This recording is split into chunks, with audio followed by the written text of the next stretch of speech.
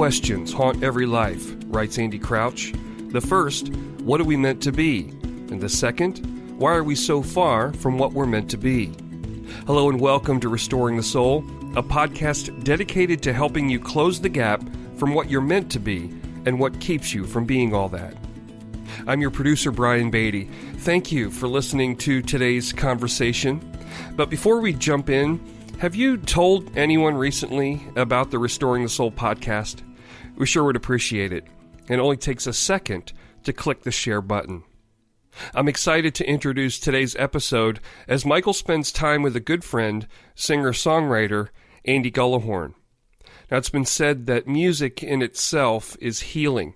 And if you have attended a Surfing for God intensive weekend, you may be familiar with Andy's music as he's been a guest and ally in the restoration of hearts. Andy's weapon is indeed a melody. So we're going to kick off and close today's podcast with a few songs of his. In just a moment, you'll hear Not Too Late from the album Fault Lines, and we'll conclude with The Secret from the album Room to Breathe. You can find Andy's music in all the usual places. And if you'd like to find out even more about him, visit andygullahorn.com.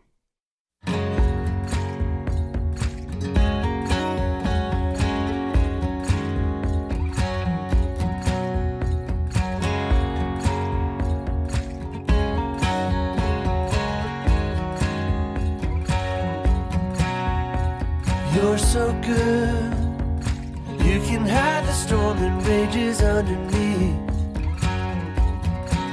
But with each false word, you were digging out the ground below your feet.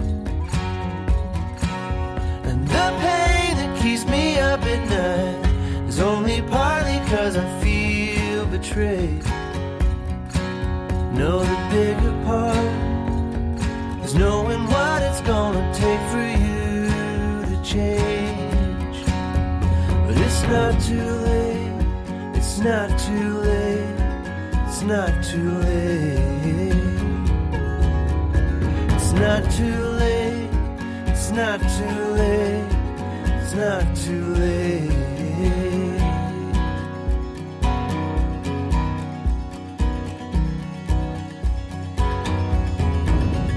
The car is packed, headed to a bridge you think you wanna burn.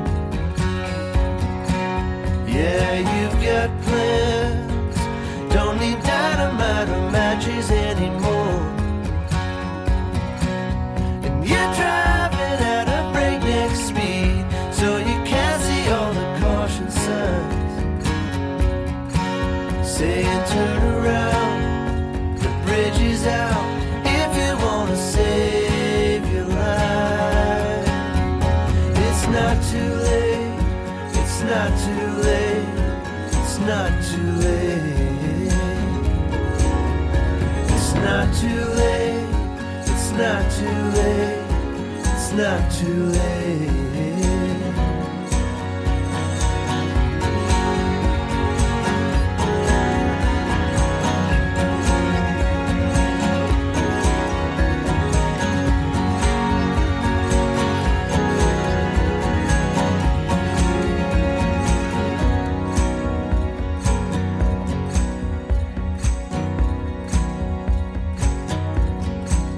Death has a strong grip, but it's nothing like the power the hand of God can bring.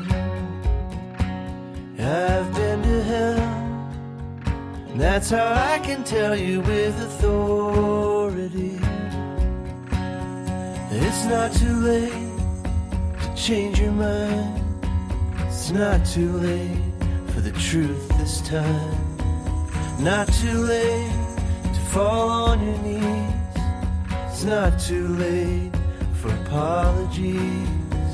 Not too late to come clean, to face all the fallout that there might be. And it's not too late to understand grace is more than a concept to believe in. It's something more real than your beating heart. It runs to the depths of where you are. It follows you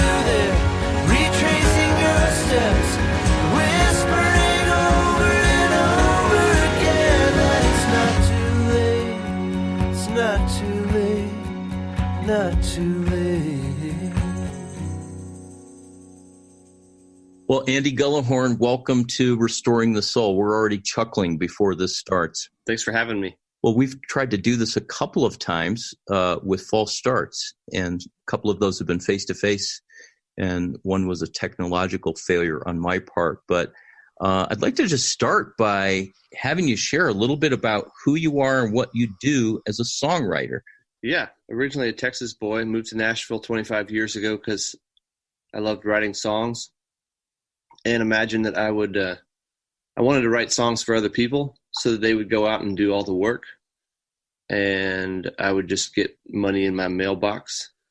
And then I wrote for publishing companies for a while, then realized that nobody else was going to sing my songs, so I have to sing them myself. And started traveling around and playing my own songs, and then realized that I really loved doing that. And I've been doing that ever since. Most of my time is on the road playing different shows or conferences or retreats or whatever, and I'll still write with other artists, and that pretty much takes up all my time. Well, that and my 3 kids and my wife. Yeah, and you're deeply committed to them, as I know, but you also spend a lot of time on weekends on the road, and you have kind of a unique focus where you've performed in a lot of big venues like Red Rocks, which is for many performers kind of a dream. But you also do a lot of smaller gigs, and you work a lot with retreats and sometimes with different ministries around recovery. So tell me about that and how that happened. Well, I don't know exactly how it started. I like to think I would say my top demographic are therapists. I think the reason why therapists sometimes like my music is because I'm using their language, because I've had to have a lot of therapy myself. So it just gets infused into the songs. And so one therapist might hand it off to another. And I think maybe you heard about my music through Al, maybe? I don't even remember. Yeah, initially through Al Andrews, and then through Nate Larkin, and then Ian Cron and I were having a conversation. He goes, "Dude, you need to meet Andy Gullahorn." And then we finally met at the Telemachus conference. Oh yeah, that's right. And so there are things like that where, a number of people would say, "Hey, I'm doing this conference or I'm doing this retreat, and I was going to use one of your songs in the context of the retreat, but would you be interested in coming?" And I'd always say yes. And started saying yes a long time ago. And I find myself at a lot of retreats like the fabulous one that you're part of there in Colorado, where I kind of go to play songs, but I love being in the recovery world and the therapeutic world, and it's good for me. And so playing songs just becomes a small part of it. I like participating. And so before I knew it, I was doing a lot of things in the recovery world or the therapy world.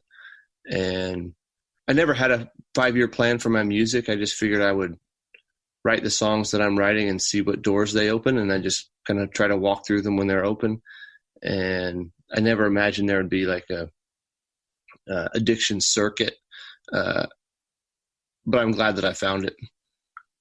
Yeah, and in some ways, it's kind of under the radar, where a lot of the concerts that you do and the performing, they're not, these big publicly announced things. Like I get emails from different Christian promoters and things like that, where the latest greatest person is at an arena. And again, although you've done some of that, yours is more under the radar, which I think is really kind of cool. It's pretty fun. I think my music works better in a more intimate, personal setting. And I also like being able to get to know the people I'm playing songs for so that I know what to play. And so when most people look at my schedule, a lot of people will say, "Oh, it looks like you're not doing much music anymore." And I'm like, "Oh my goodness, I've been traveling more than I ever have." It's just they're not normal shows that I would publicize and say you can come buy a ticket for. But I do love those smaller places to play music, because hearing the stories and getting to know people and then playing songs for them, it feels so much better to me. You mentioned that you play at our weekend, the Surfing for God Weekend Intensive, and I think you've been there for maybe 6 of those weekends, and you are just a really, really crucial part of that. But there's not a week or a couple weeks that go by that myself or one of our therapists doesn't use one of your songs or recommend one of your songs as an assignment when people are here from day to day, just because you do really write to the heart of people. And if anybody's listening and they're a therapist, a caregiver, spiritual director, Andy's music is really profound for that. And with your permission, before and after this interview, I want to play some clips of songs. Sure, as long as it's not stuff you've recorded on your phone. It makes me kind of feel like Jay Leno or Jimmy Fallon saying, hey, and I think we have a clip here for the audience, but it's going to be that kind of a thing. And I also want to say, in terms of your involvement on the weekend, you come and you're a brother and a colleague to myself and so many of the staff that are there to serve people. And it's almost like a surprise when you do music. And it's always cool to see when men will say, oh, this guy was just sitting having a conversation with me at dinner, or he was leading my group. And, I didn't know that it was Andy Gullahorn, the singer-songwriter, which is really fun because you are somebody with a big impact in the music world, but you're just a normal guy. And that's the best thing about you. Well, thank you. Thanks for saying that.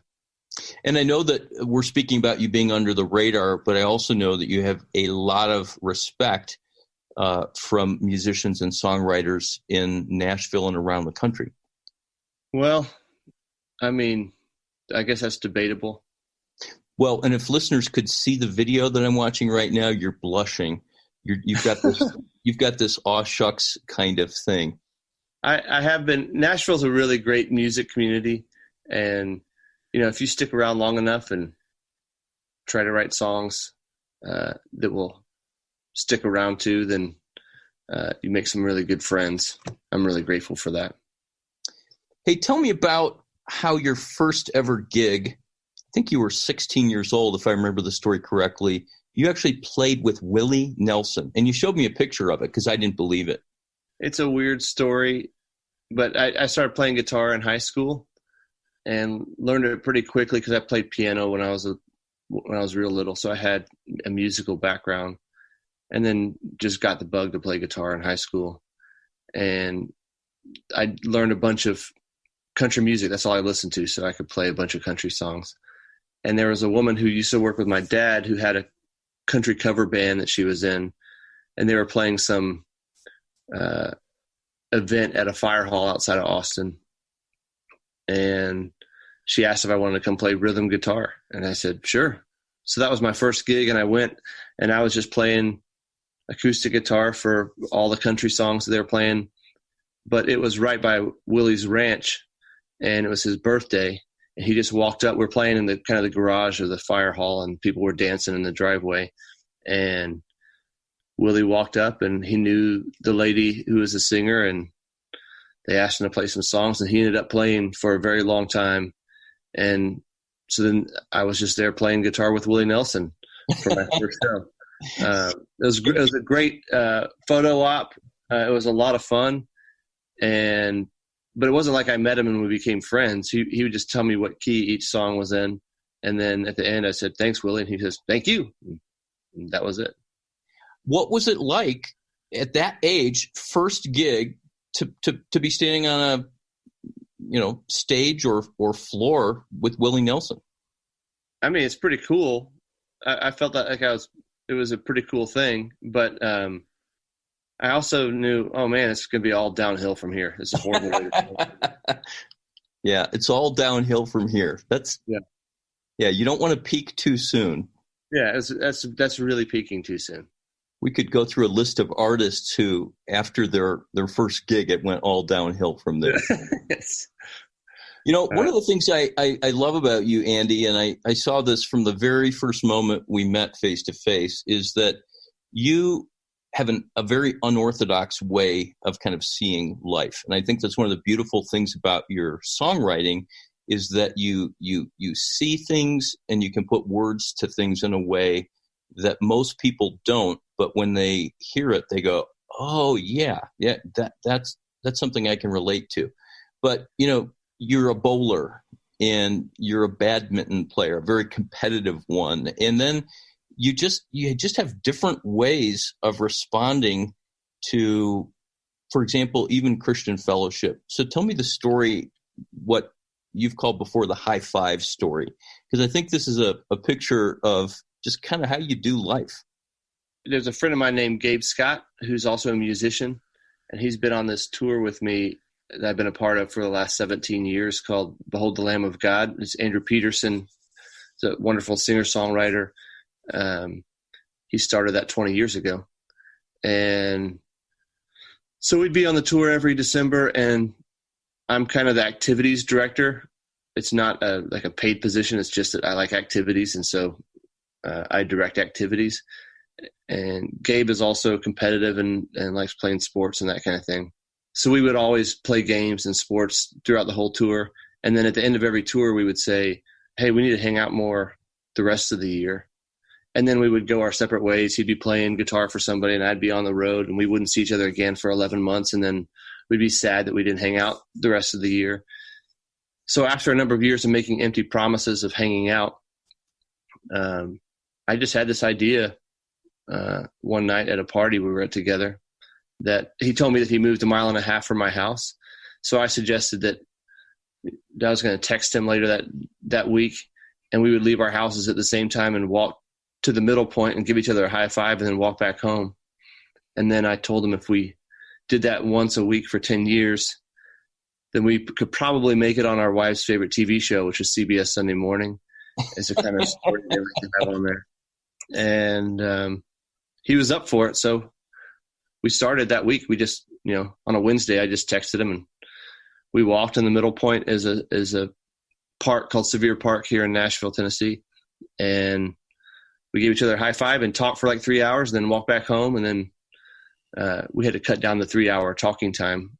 But we've been doing that every week for about 5.5 years. And it really has become, some people laugh when I say this, and I halfway laugh when I say it. It's become one of the more important spiritual disciplines in my life, of walking for 30 minutes just to give this guy a high five. And sometimes we'll talk, sometimes we'll shoot baskets there at the park. It kind of, about 4 years ago, we discovered that on Monday mornings at that park in the gym, they play badminton. So we had this 86-year-old man teach us how to play badminton, and then we've been playing it ever since. It's amazing to me how much that has transformed my life. Not only is he in my life a lot more now, I mean, we see each other multiple times a week. Really just knowing that there's another person who literally walks through the snow sometimes just to give you a high five, it does me good in my life. So just to be clear, because you talked about how sometimes you'll shoot baskets or do badminton, and I like how you pronounce it with the N, badminton, which is the correct pronunciation, that sometimes, or more often than not, you'll just walk the 30 minutes, meet in the middle of this 1.5 miles, give each other a high five, and kind of turn around. Yeah, that's the silent high five, which I think the first time we did a silent high five was maybe a month into it, when we discovered it takes a lot of time to walk 30 minutes and then talk for, 2 hours. So we were just too busy and said, hey, I don't have time to talk. But we devised this plan where we would get to the middle point and then pass each other and walk 20 paces and turn around and then give each other five and not say a word. And that one, well, at least the first time, it felt like that was pointless walking there. I remember being really down on it on the way there, thinking, why am I even doing this? This is stupid. There's no way I'm going to do this for 10 years. And the whole point is to spend time with my friend, and I don't get to spend any time with him. I'm just giving him a five and walking back home. And after giving him the five, I could feel immediately how purposeful it was. It's just the intention and the showing up over and over again over a long period of time. And that's just a good example of the way that it's invaded my life. And I think especially in terms of recovery, that's one of the most important things for me in my life, having kind of showing up again and again over a long period of time, just being consistent. Yeah, it makes me, not to have to make it religious, but it makes me think of the whole idea of being faithful in small things, and how I can so easily underestimate how small things done again and again really matter, especially relationally. Yeah. And I mean, for me, I like to think, I was always the kind of guy who would think, oh, this is the kind of man that I want to be. Wouldn't it be awesome to have a story where I walked and gave a friend a high five every week for 10 years? But I could never get started and do it. Like, what that takes is actually the first week of walking a mile and a half and doing it. And then the second week. And actually I remember after we had the first year, we had a bunch of guys come and walk with me, and some guys walked with Gabe. It was kind of a celebration of the first year. Actually, our friend Kurt Thompson was there for the first anniversary high five. I remember the week after the year, I was like, oh man, now 9 years left. This is going to be hard. So there are definitely seasons where it's like, oh, I can't believe this is getting way harder to do. And now at 5.5 years, it really just feels like it's part of my life. And you're right, not to, have to put a spiritual point on it, but it reminds me of, in my mind, I always go back to this time, maybe 16 years ago, when I went to go see a spiritual director. I was going through a lot of hard things in my life. And I decided that because of these hard things, I was ready to be a spiritual grown-up. I always wanted to do things like have a quiet time or read the Bible or pray, do things that real grown-ups do. And I sucked at it really bad. And I went to the spiritual director who I loved. He reached out to me in the middle of this hard time, said, hey, would you like to come talk with me? And I was like, oh, I'd love to. And I went, and I expected to tell him, everything that's going on in my life. And then for him to take me under his wing and make me a spiritual Jedi like he was. And so he listened to me say that I wanted to do all these, spiritual disciplines. And after he listened to me, he said, well, do you like reading? And I said, no, I fall asleep every time I start reading. It's not just the Bible, it's everything. I just don't like reading. I can read, I'm literate, but I don't like it. And then he said, well, do you like getting up early in the morning? I said, no, I hate getting up early in the morning. That's why I'm a musician. And then he told me that his greatest spiritual discipline was walking his dog on the golf course, because he loved walking his dog on the golf course. And so he just told me, you need to just find something that you really love to do, like that really brings you joy, and trust that God will meet you there. Don't do it the other way around. And I remember as a 20-something-year-old, I don't remember how old I was, thinking that was just a cop-out, that I was going to, decide that what I really love to do was, play blackjack, and God's going to need to meet me there, which he totally could. But, years later, with things like the high five, I look back, and with badminton and with my bowling league and these kinds of things, those things really bring me joy. And I see the way that God has met me there, and has not just made my life better, but made me more interested in a deeper relationship with him. My guess is that you don't spend that 30 minutes walking thinking about God the whole time, or that that's even your intention, but it's the act of doing it that is a rhythm and a ritual that's meaningful. Totally. It just kind of seeps in.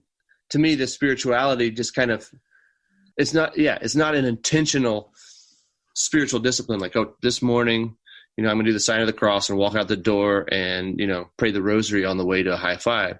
It's just like doing that.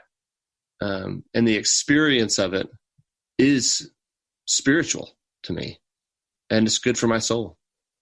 Which brings up this whole beautiful, wide topic of how everything is spiritual. And you mentioned Andrew Peterson. Because of you, I was able to get his, there's a book that I think Doug McKelvey is the name. Doug McKelvey, yeah. Yeah, and so Andrew and his Rabbit Room organization, Andrew wrote the preface to Every Moment Holy. And all of our staff got that to go through for 2020. And Andrew wrote this phrase in the preface where he said, there are no unsacred places, only sacred places and desecrated places. And the walk is sacred. It's spiritual. Definitely. It also reminds me of our relationship with God, where over the last several years, more and more of my prayer life, when I said I don't really have much of a prayer life, has deepened through silence and through not saying anything. So when you talk about the walk and then the silent high five in particular, that God is there giving us the high five, whether we're performing or doing anything, profoundly spiritual as we might typically think of that.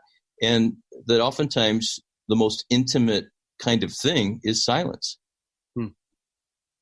I found that to be the case for me. I mean, even thinking about going to that spiritual director years ago, I think the kind of relationship with God that I was longing for, and I thought I would get by, checking off the boxes of having a quiet time in this way, or whatever I learned from, Christian camps growing up.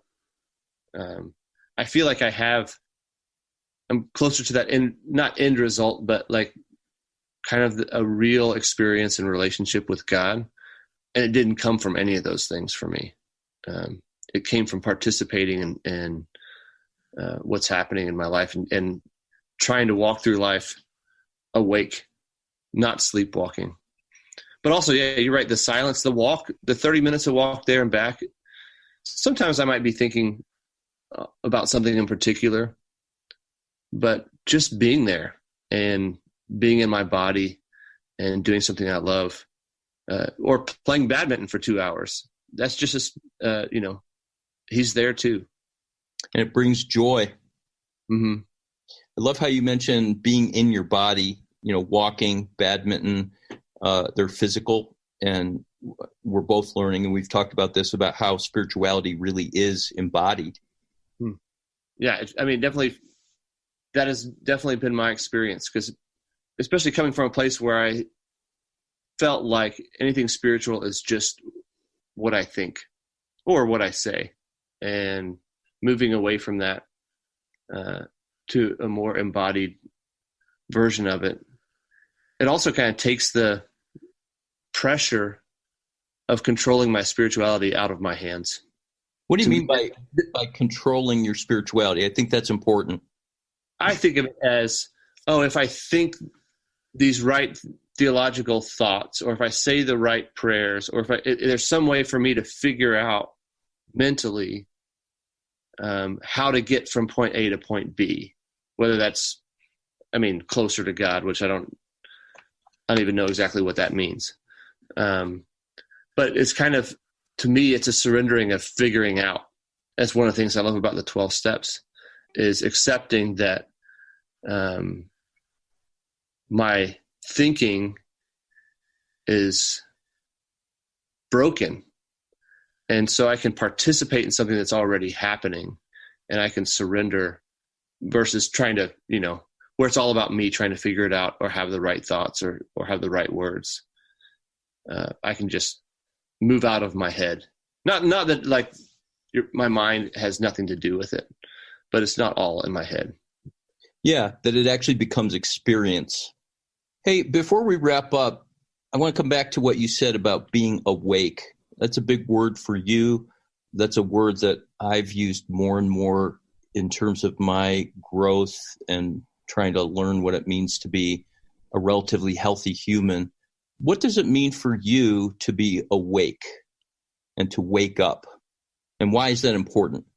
First of all, from a songwriting standpoint, which is what I love to do and what I feel like in some ways I'm put here on earth to do, talking to songwriters, one of the biggest pieces of advice or things I would say is a job of a songwriter is to not sleepwalk through the world. So from a songwriting standpoint, it's just paying attention to the conversations around me and looking for, whether it's watching TV or hearing conversations walking down the street, listening for the conversations for something that might be for me in there, that I can, a phrase that would stand out and I could say, oh, that I really like that phrase. I wonder if I can turn it this way or use it.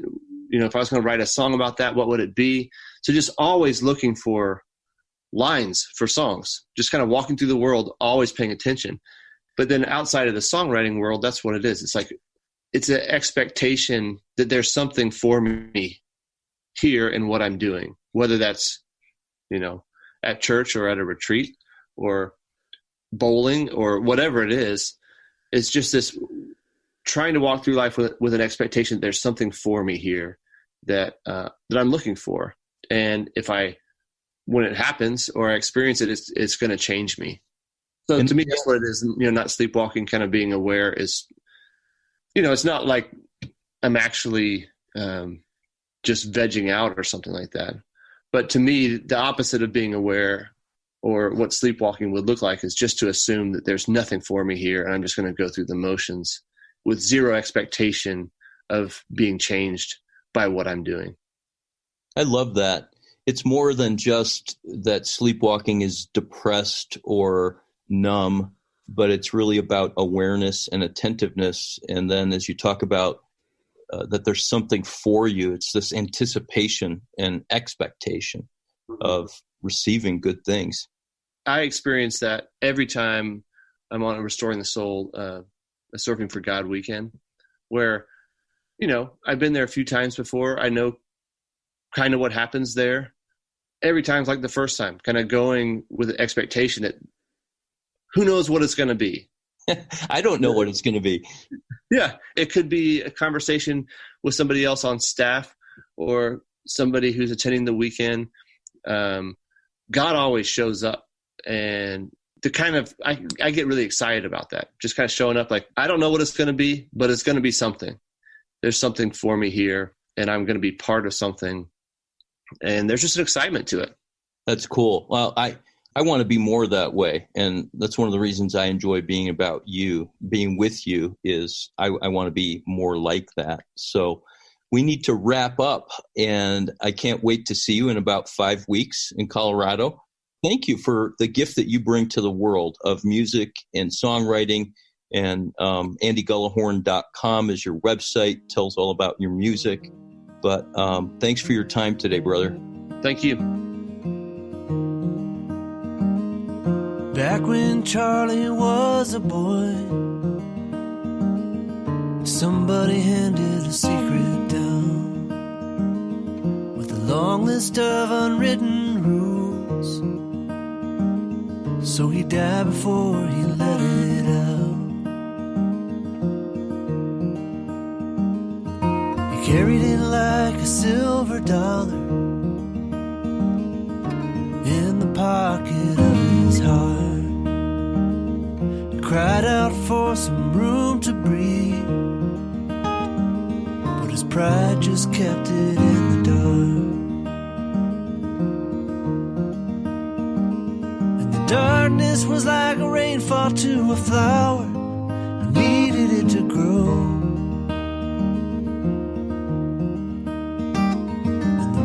Kept digging deeper till they wrapped their wretched arms around his soul. Oh, gotta let that secret go.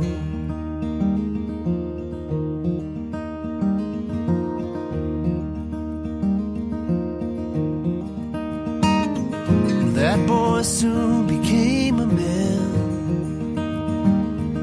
Thought he was too strong to lose, surrounded by a wife and friends who knew everything about him except the truth.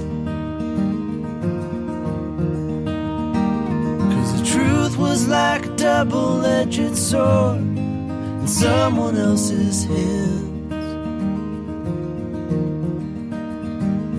He knew his friends would listen, but he never thought that they could understand.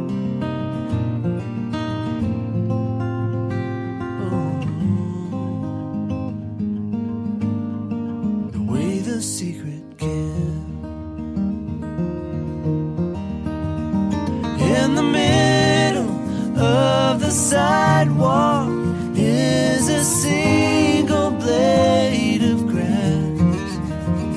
It kept pushing up from under till it finally made a crack.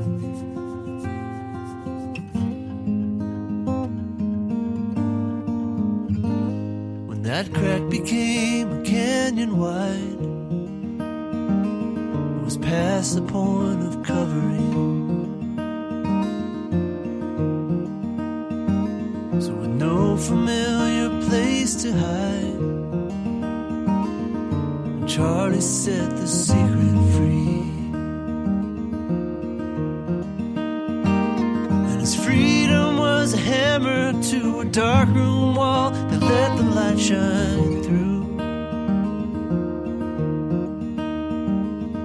He knew carrying secrets to the grave was impossible to do.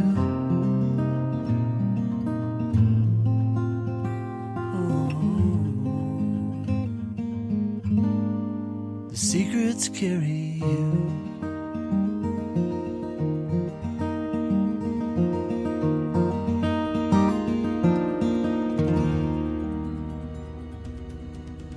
So we've wrapped up another episode of Restoring the Soul. We want you to know that Restoring the Soul is so much more than a podcast. In fact, the heart of what we have done for nearly 20 years is intensive counseling. When you can't wait months or years to get out of the rut you're in, our intensive counseling programs in Colorado allow you to experience deep change in half-day blocks over 2 weeks. To learn more, visit restoringthesoul.com. That's restoringthesoul.com.